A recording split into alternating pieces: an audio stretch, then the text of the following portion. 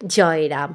পরম দয়াল, পরম গুরু, পরম পূজনীয় শ্রী শ্রী রাম ঠাকুরের চরণে আমার প্রণাম। সকল গুরু ভাই বোনদের আমার ঠাকুরের কথা চ্যানেলে স্বাগত জানাই। বাংলার বড় উৎসব দুর্গা পুজো, কালী পুজো, ভাইফোঁটা সব আমরা একসাথে কাটিয়ে উঠলাম।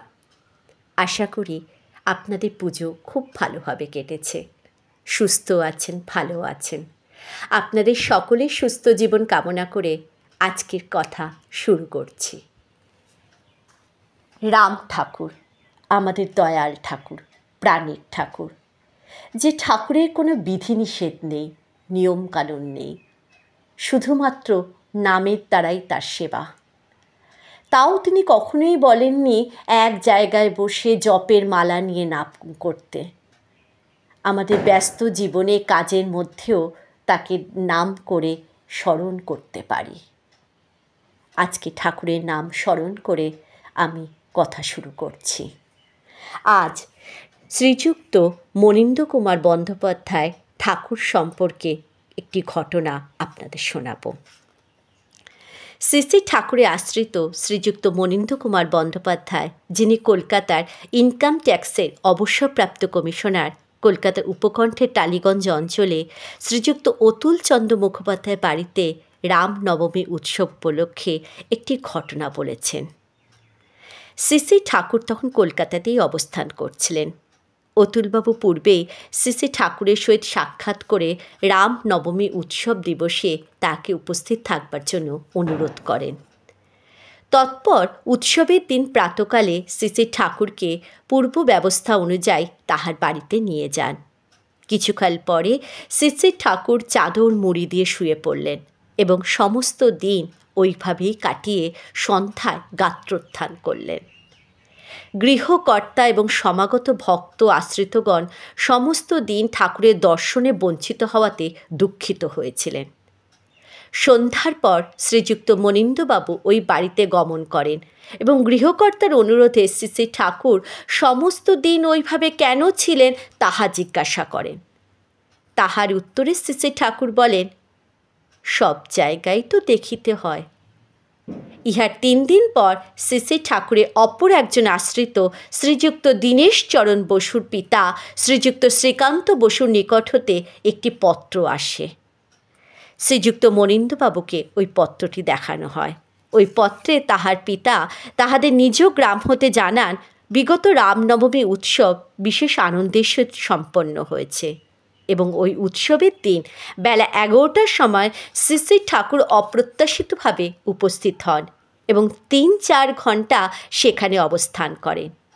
অপরাহ্নে তাহারা শ্রী শ্রী ঠাকুরকে কলিকাতা যাওয়ার জন্য বহর স্টেশন হইতে স্টিমারে তুলিয়ে দেন। ওই পত্রে দীনেশবাবুর পিতা তাহাকে শ্রী শ্রী ঠাকুরের পৌষ সংবাদ জানবার জন্য নির্দেশ দেন। এই পত্র পাওয়ার সময় শ্রী শ্রী ঠাকুর কলকাতাতেই অবস্থান করছিলেন। সুতরাং শ্রীযুক্ত মনীন্দ্রবাবু ও দীনেশবাবু অনেক কৌতূহল নিয়ে ঠাকুরের নিকট গমন করেন এবং তার সত্যতা সম্পর্কে প্রশ্ন করেন।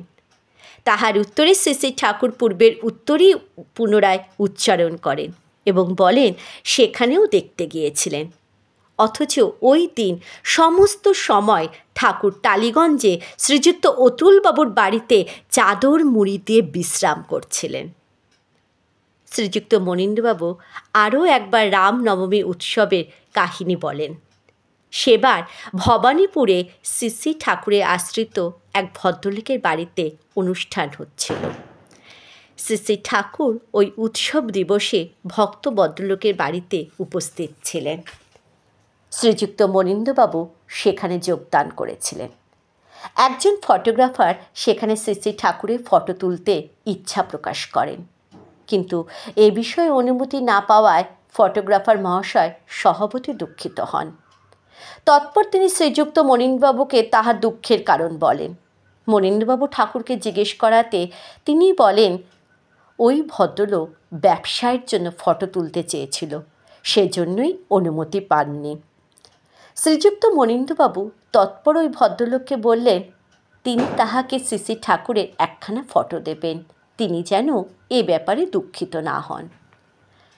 শ্রীযুক্ত মনীন্দ্রবাবু তখন 38 স্কটস লেনে বাস করতেন। শ্রী ঠাকুর তখন সেই বাড়িতেই অবস্থান করছিলেন। পরের দিন মনীন্দ্রবাবু শ্রী ঠাকুরকে একখানা ফটো তুলবার উদ্দেশ্যে নিয়েই যান একজন বিশিষ্ট ফটোগ্রাফারের স্টুডিওতে। উক্ত ফটোগ্রাফারের সহিত মনীন্দ্রবাবুর বিশেষ পরিচয় ছিল। তিনি শ্রী ঠাকুরের কোনো পরিচয় না দিয়ে ফটোগ্রাফারকে একখানা ফটো তুলবার জন্য বলেন। ফটোগ্রাফার শ্রী ঠাকুরকে মনীন্দ্রবাবুর বিশেষ আত্মীয় মনে করে যত্নের সহিত ফটো তোলেন। পরের দিন শ্রী ঠাকুর মনীন্দ্রবাবুকে জিজ্ঞাসা করেন, ফটো আনিলেন না? মনীন্দ্রবাবু ইহার উত্তরে বলেন, এত তাড়াতাড়ি ফটো পাওয়া যাইবে না। তৎপর দিবসও শ্রী ঠাকুর একই প্রশ্ন করেন, আর মনীন্দ্রবাবু একই উত্তর দেন। তৃতীয় দিন অপরাহ্নে শ্রী ঠাকুর অপর কয়েকজন আশ্রিত যখন উপস্থিত, সেখানে মনীন্দ্রবাবুকে বললে মনীন্দ্রবাবু বলেন, এখনই গিয়া ফটো নিয়ে আসিব।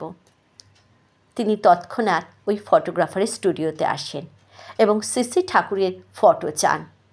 ইহাতে ফটোগ্রাফার ভদ্রলোক অত্যন্ত বিপন্ন বোধ করে তাহাকে বলেন, তিনি দীর্ঘকাল কলকাতা মহানগরীতে প্রতিষ্ঠার সহিত ব্যবসায় করেছেন, কিন্তু তার জীবনে তিনি কোনোদিন এরূপ লজ্জা পাননি।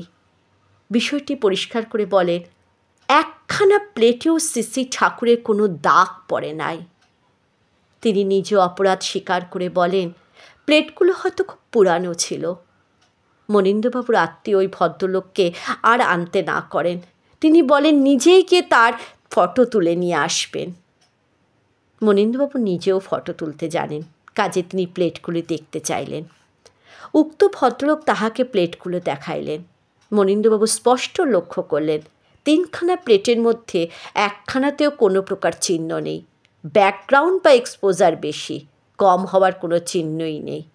মোট কথা, ওই প্লেট দ্বারা যে ফটো তুলবার চেষ্টা হইয়াছে তাহার কোনো নিদর্শনই নাই।